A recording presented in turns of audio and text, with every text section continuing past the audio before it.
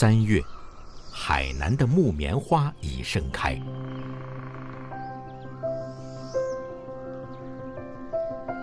海南岛的西海岸正值热带季风气候的旱季，雨水稀少，草木枯黄稀疏。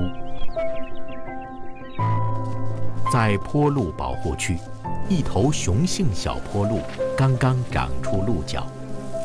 等它2岁时，鹿角会慢慢长成英文字母的 C 型。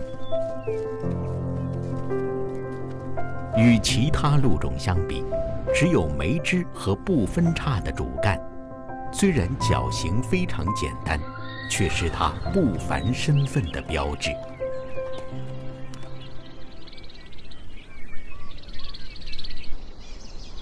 海南坡鹿早在1万年前就扎根海南，开始了漫长的海岛生活。它们栖息在海拔200米以下的低丘平原地区。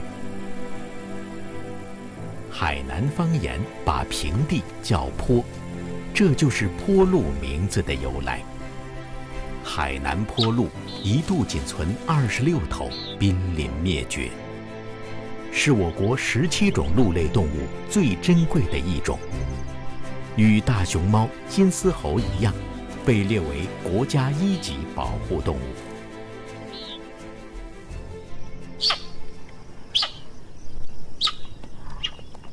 和其他鹿种相反，海南坡鹿在春夏交配，秋冬产崽。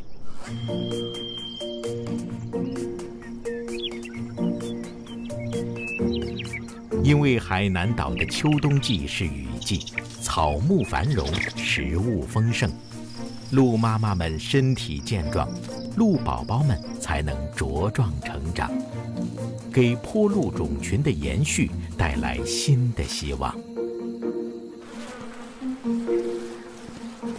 虽然现在是少雨的旱季，蚊虫依然肆虐。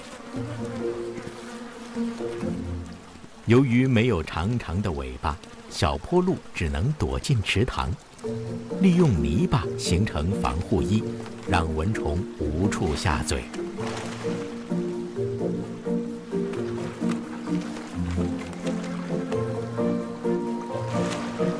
长大以后，它还会在泥塘中打滚，给自己美容。为了爱情，它会全身裹上泥巴，使毛色加深，让自己看起来更加强壮彪悍。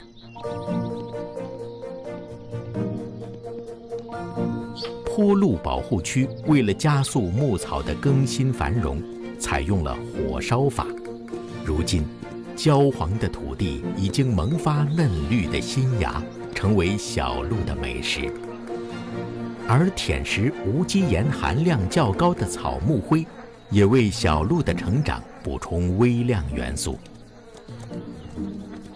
远处的哨兵鹿正昂首瞭望，双耳不停地摆动，就像雷达一样收集四面八方的讯息。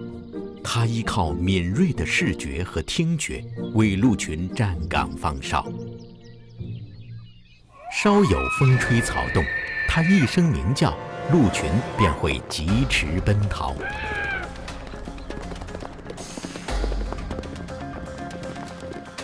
坡鹿能跑善跳，面对2米高的灌木丛能凌空而起，数米宽的河沟也能一跃而过，因而又有飞鹿之称。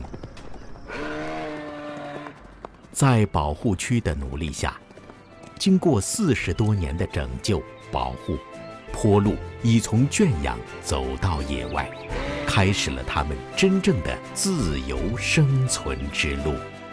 从几近灭绝到恢复生机，海南坡鹿从来没有停止过他们奔跑跳跃的步伐。